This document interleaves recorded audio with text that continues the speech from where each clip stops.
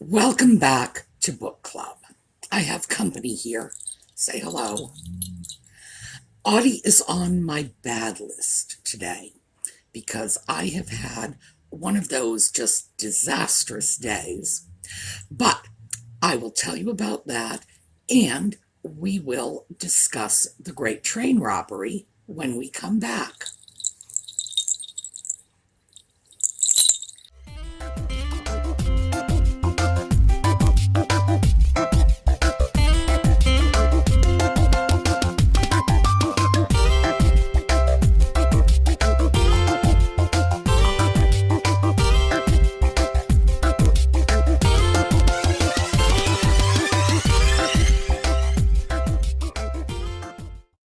So let's start with the bad day.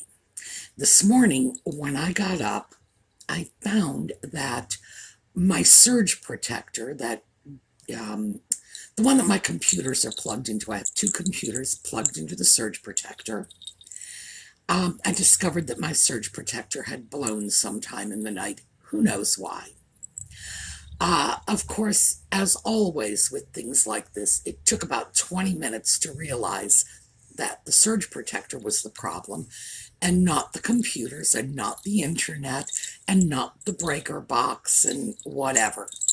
So, fortunately, I keep surge protectors around, so, and they're power strips so that I can plug all of the peripherals for like two computers into it.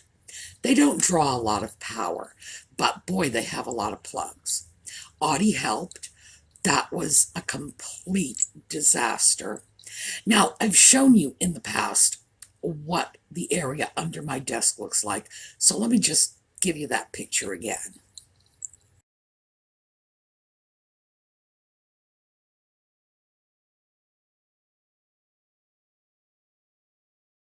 Yeah, that's pretty much what it looks like, and Audie was having the time of his life. As soon as I would unplug something, he would run off with the end of the cord, and oh, my goodness. And then my microwave arrived, and this is good news because, you know, it's a new microwave. Getting new stuff is always good news. Let me show you a picture, and you'll see why I'm excited about the microwave.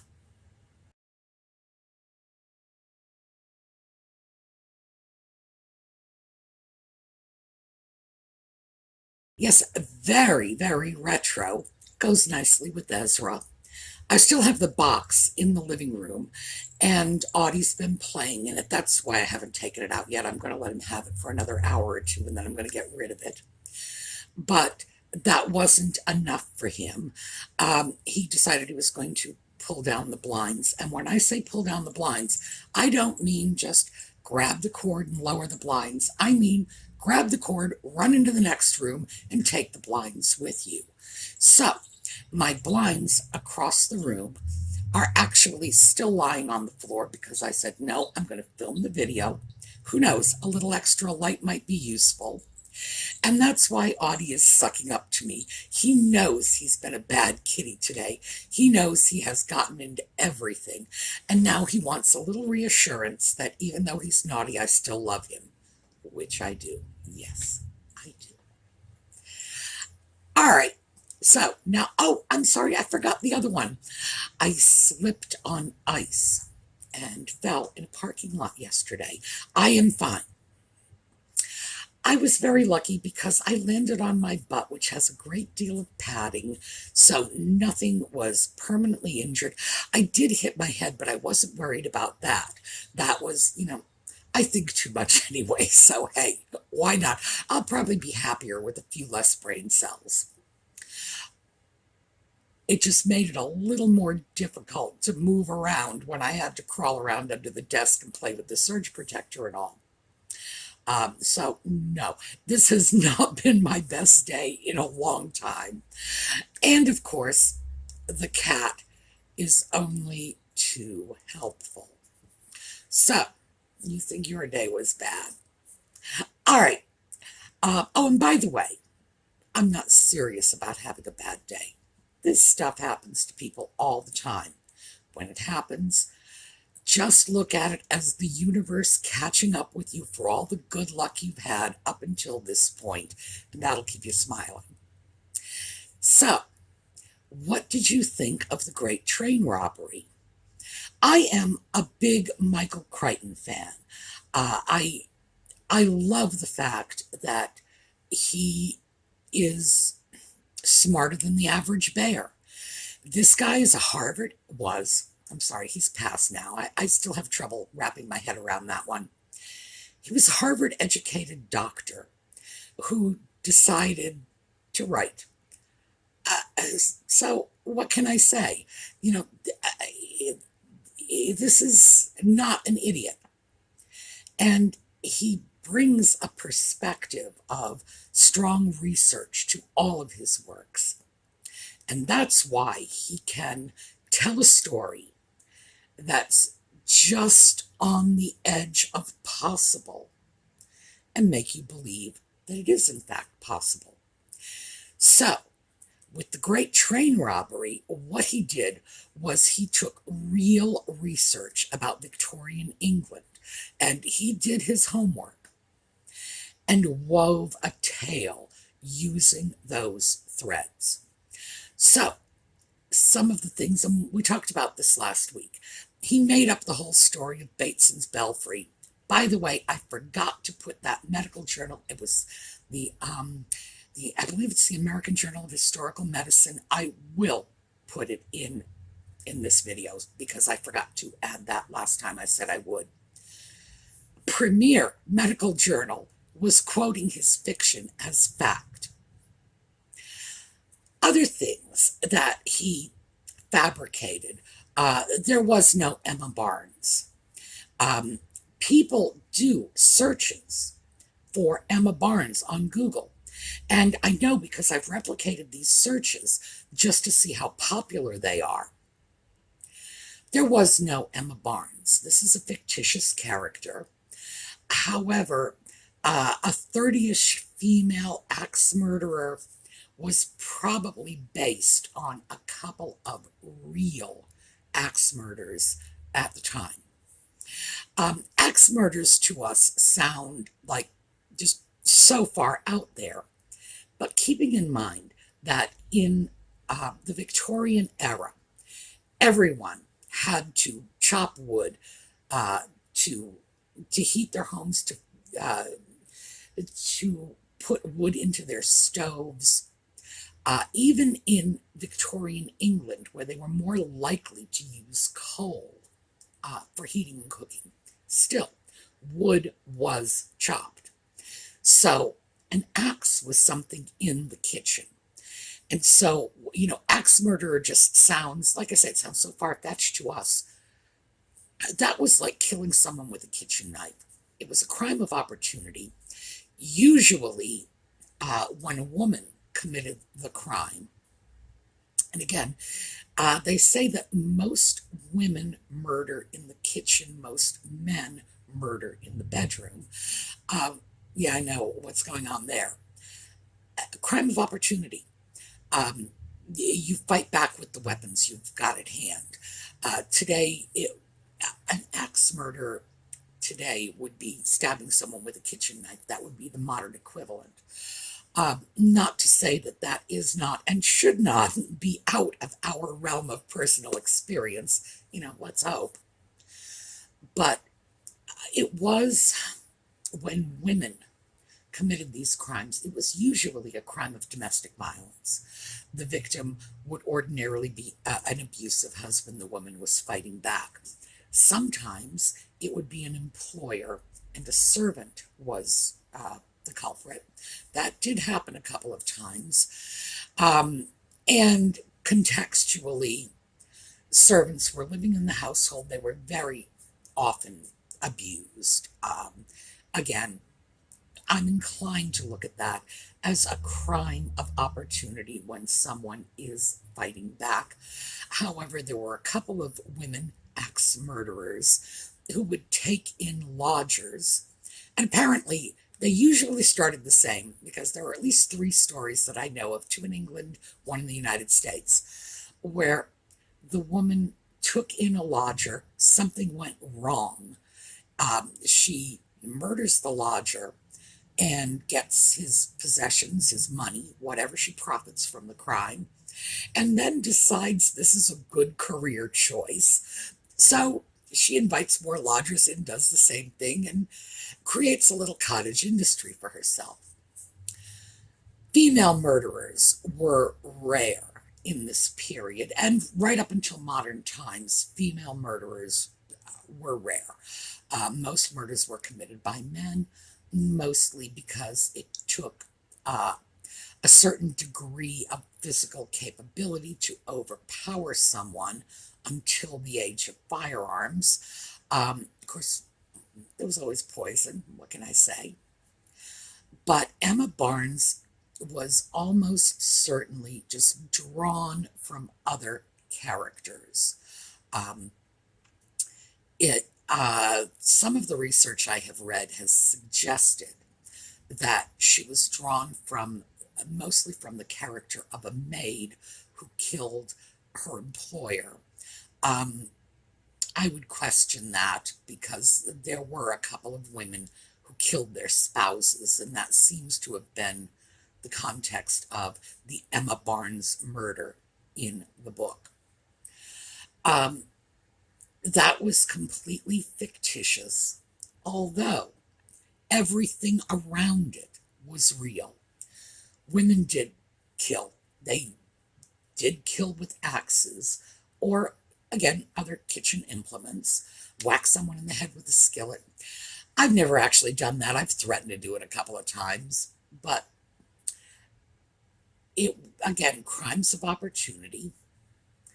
So you have that as a fact, and he just created a character. Yes, when a woman was being executed, it drew a big crowd. Uh, yes, executions were public. Um, executions were, this was also like a tourist event. It was like a little, fair day. You go over, you pass by the prison, you watch the hanging, you go to work. People really did have hanging parties. They would pack a picnic lunch, they would go off, they would watch the hanging, they would bring the kids. This was bizarre, but he didn't make that part of it up. That was reality. And they did, in fact, execute children as well. Um, the British criminal justice system, until fairly modern times, was pretty brutal, um, which makes me question why they get so snooty that we have a death penalty in the United States. Because guess where we learned it from? Come on. So that whole part of it was real and well researched. The poverty, the rookeries, the deplorable sections of cities where even the police wouldn't go. Uh, People virtually squatting in buildings in whatever shelter they could find. Um, he wasn't exaggerating when he was saying that 20 or 30 people would share a room. It was awful. And it was documented because the English document things. That's what they do. They're just, if something goes on in England, there's bound to be somebody with a pen and a notebook writing down the details. It was there. People knew about it. No one knew what to do about it. And I think for the most part, as long as the poor kept to their own parts of town, nobody really cared very much. There was crime, certainly. Most of the crime would have been of the unreported variety, because most of the crime would have been one denizen of the poor community perpetrating a crime on another denizen of the poor community. Therefore, there would have been no report. Uh, the, some of these areas were just utterly lawless. It was like a no man's zone.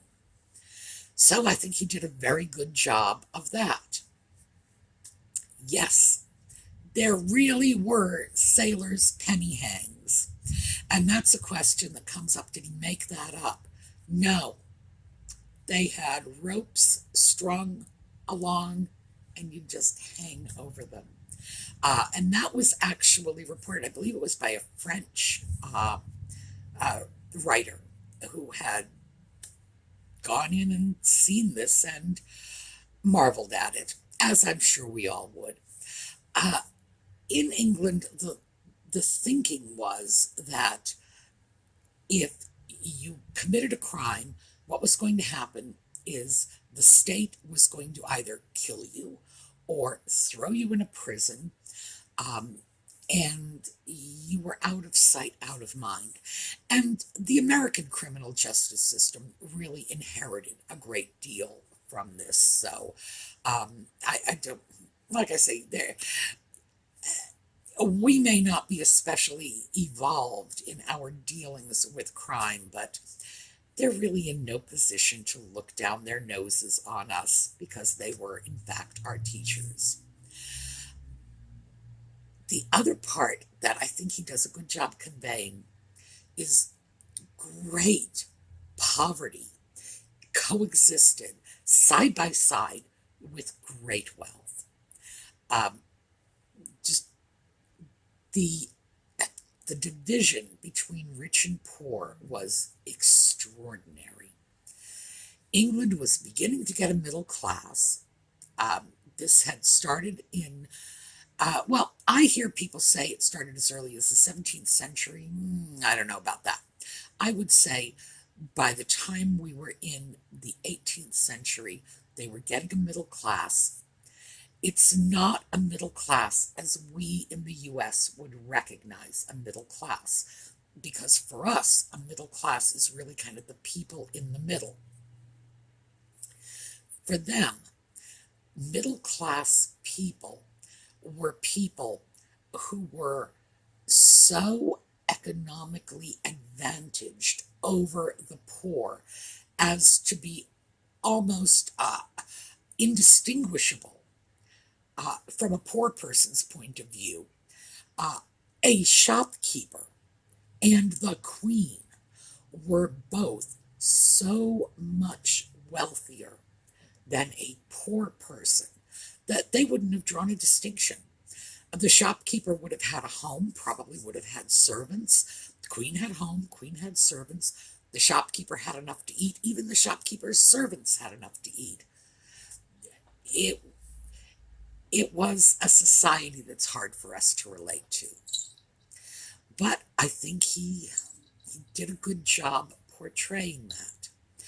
So many other things that he really did well with.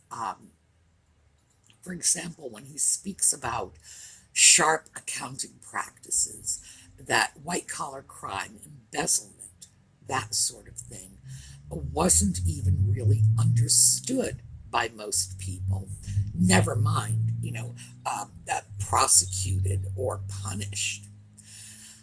The fact that someone could be a criminal and pass in society as a gentleman would not have been difficult at all.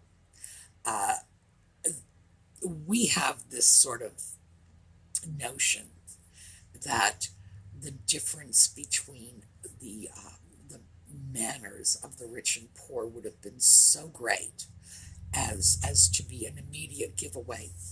Now, an ambitious poor person with the willingness to study his or her betters could easily pass for them, and this happened frequently. One of the more common con games was a servant at a great house passing themselves off as a lady or a gentleman. They lived with ladies and gentlemen. They served ladies and gentlemen. in close proximity with great intimacy. They knew the ropes. So that is not as unbelievable as it might seem to us that someone like his protagonist, Edward Pierce, might have actually come from a lower class rather than the middling gentry that he pretended. So, anyway, I thought you would enjoy that because, as I say, he does a really good job of taking you into that time. Oh, there was one other story in there.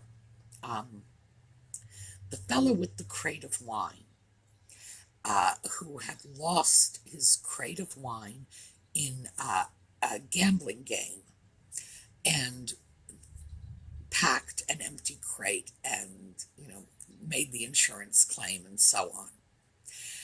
And that, of course, was a complete fabrication. But there are things about that that are, in fact, real. For example, as I said, white-collar crime, things like insurance fraud, they would not have been easy to detect. They would not have been easy to prosecute. It would have been very difficult to accuse a gentleman of perpetrating a crime. Um, you know, you have my word as a gentleman, sir. I did not do it, and that would have ended things. It was considered that crime was a problem, strictly confined to the lower classes. Also, the fact that this fictitious fellow's family had a biography written of him. Oh, that happened left, right, and sideways. The upper classes would employ biographers to tell the story of their life. And these would not be published the way an ordinary book would be published and sold at the bookstores, although some of them might have been. They very often had their life stories recorded, printed, bound. It looked like a regular book, these little vanity books. And if you go into old British manor houses today, you will almost certainly find a biography or two of the ancestors of the present owners that were written as vanity pieces. It was kind of a thing. Also, follies. Now, we got to this when Pierce visits Mr. Trent in search of the key, and he is courting Elizabeth Trent, and they're out in the yard, and they're looking at the folly being built. Yes, yes, yes. A lot of people think this was exaggerated. Oh, not even close.